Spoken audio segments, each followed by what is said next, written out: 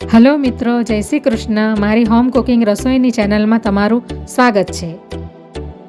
Channel પર નવા હોવ તો જરૂરથી ચેનલ સબસ્ક્રાઈબ કરજો, જેથી મારા દરેક વિડીયોનું નોટિફિકેશન તમારા સુધી પહોંચશે.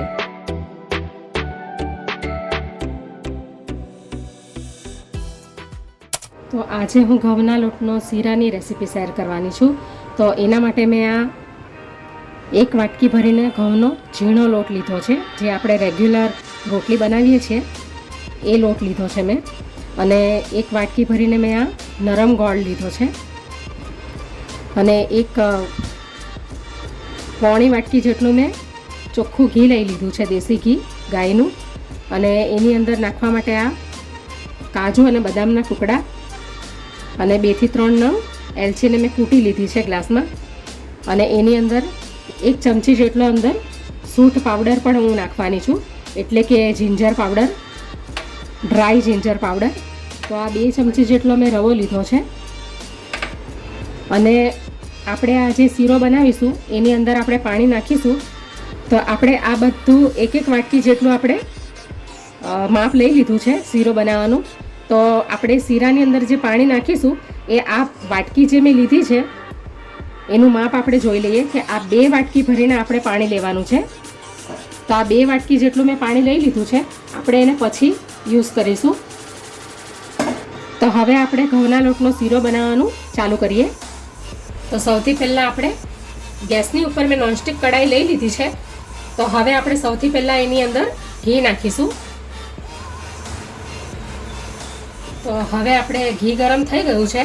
તો હવે આપણે એની અંદર આ 2 ચમચી સૂજીને નાખી દઈશું. આ સૂજી ઓપ્શનલ છે, એટલા માટે હું નાખું છું કે આપણો આ શીરો થોડોક દાણેદાર જેવો બનશે.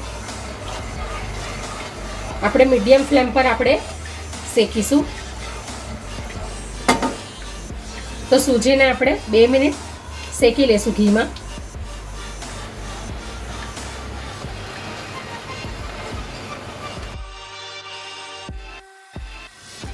તમારે ખાલી ઘઉંના લોટનો શીરો બનાવવો હોય તો તમે બનાવી શકો.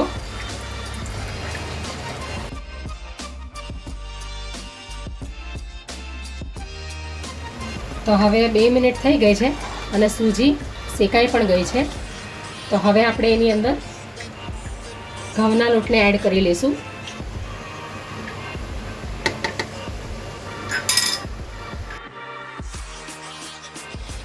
હવે આપણે એને બરાબર ઘીમાં શેકી લેવાનો છે, જ્યાં સુધી એનો કલર થોડોક ચેન્જ ન થાય ત્યાં સુધી.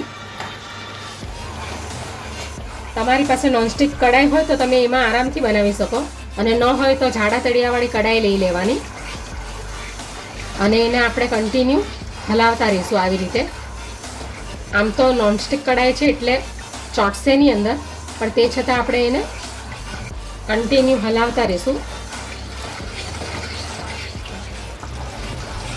હળવો બદામી રંગનો થાય ત્યાં સુધી આપણે એને શેકીશું. વધારે ઓવરકુક નથી કરવાનો, નહીં તો પછી શીરાનો કલર થોડોક ડાર્ક આવશે.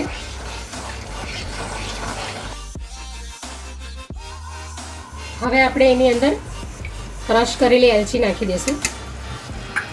હવે સૂંઠ પાવડર નાખી દઈશું. સૂંઠ પાવડરની તાસીર ખૂબ ગરમ હોય છે, પણ આ ઠંડુ વાતાવરણ થઈ ગયું છે વરસાદના લીધે, એટલે આપણે નાખી શકાય અંદર, તો બેલેન્સ રહેશે. હવે મિક્સ કરી લઈશું બરાબર. ગરમ વાતાવરણ હોય અને તમારે શીરો બનાવવો હોય તો સૂંઠ પાવડરને સ્કીપ કરી દેવો, કારણ કે એને ખાસ કરીને આપણે ઠંડા વાતાવરણમાં, એટલે કે શિયાળામાં, ચોમાસામાં એમ આપણે એને વાપરી શકીએ. હવે આપણે આ કાજુ બદામના ટુકડા નાખી દઈશું.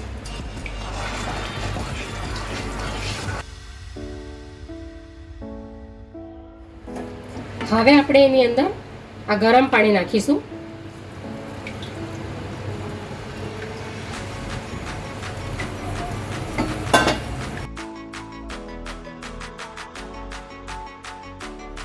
બસ હવે આ જ સ્ટેજ પર આપણે એની અંદર ગોળ નાખી દઈશું.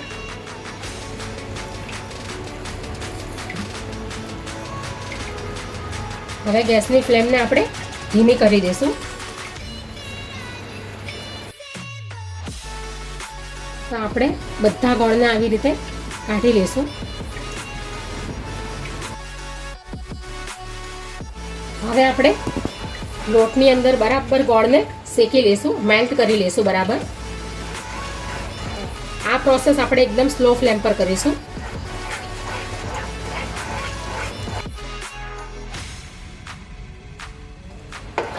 આ શીરો એકદમ હેલ્ધી અને ખાવામાં પણ ખૂબ ટેસ્ટી લાગે છે.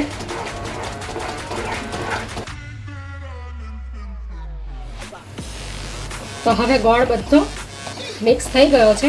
તો હવે આપણે ગેસને બંધ કરી દઈશું. તો હવે શીરો રેડી થઈ ગયો છે ઘઉંના લોટનો.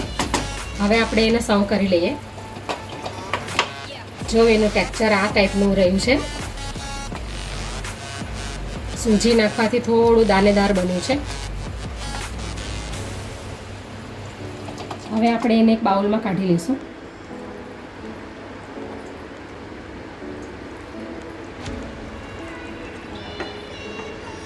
તો ઘઉંના લોટનો શીરો રેડી થઈ ગયો છે. હવે આપણે કાજુ અને બદામની કતરણને ઉપર આવી રીતે ગાર્નિશિંગ કરી લઈશું. તો તૈયાર છે ઘઉંના લોટનો શીરો.